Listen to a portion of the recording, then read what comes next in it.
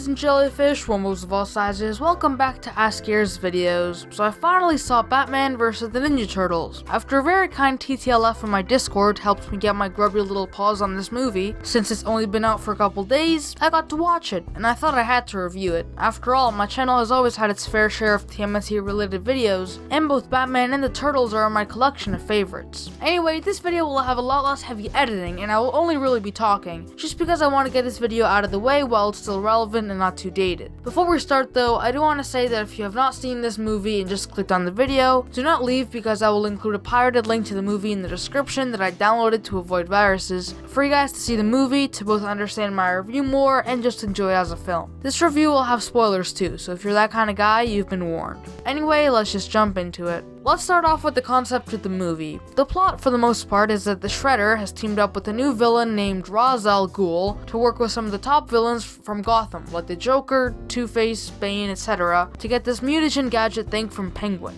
Batman meets up with the Ninja Turtles, and Joker turns all the teammates and himself mutants using the TCRI ooze from the TMNT franchise. The Turtles, Batman, Robin, and Batgirl must team up to kill all the bad guys and, save the world. So let's discuss what we're all thinking. Batman and the Turtles finally meeting up.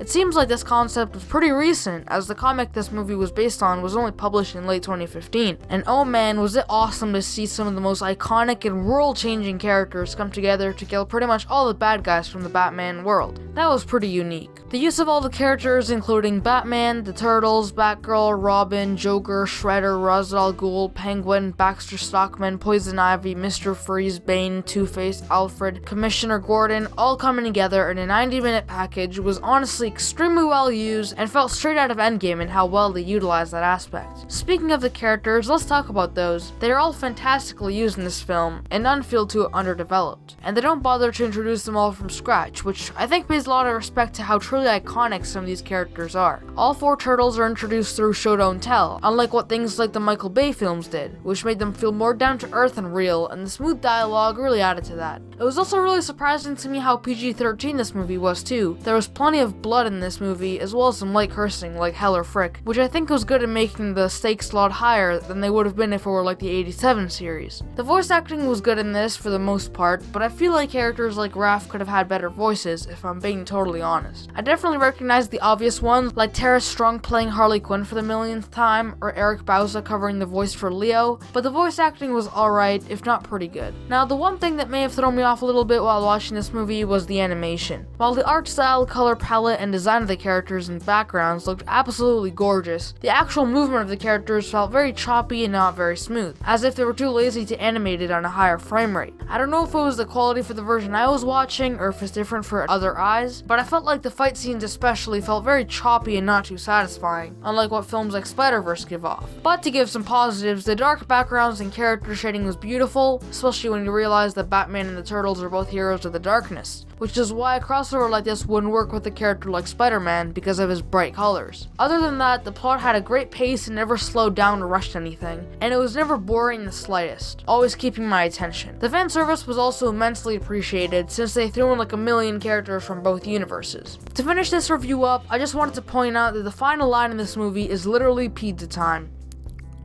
Yes. So that was my review. I hope you enjoyed watching. This movie was a lot of fun and I would definitely recommend it to anyone who hasn't or doesn't want to see it. I would give it an 8.5 or 9 out of 10, and I have to say it was one of the best films I've seen in a while other than Endgame. Again, if you've made it here somehow and you haven't seen it yet, there's a link in the description to the full movie, so check it out if you like. I've also got a new Ed Netty review coming very soon, so stick around for that. Thank you so much for watching, and I'll see you guys next time. Ciao!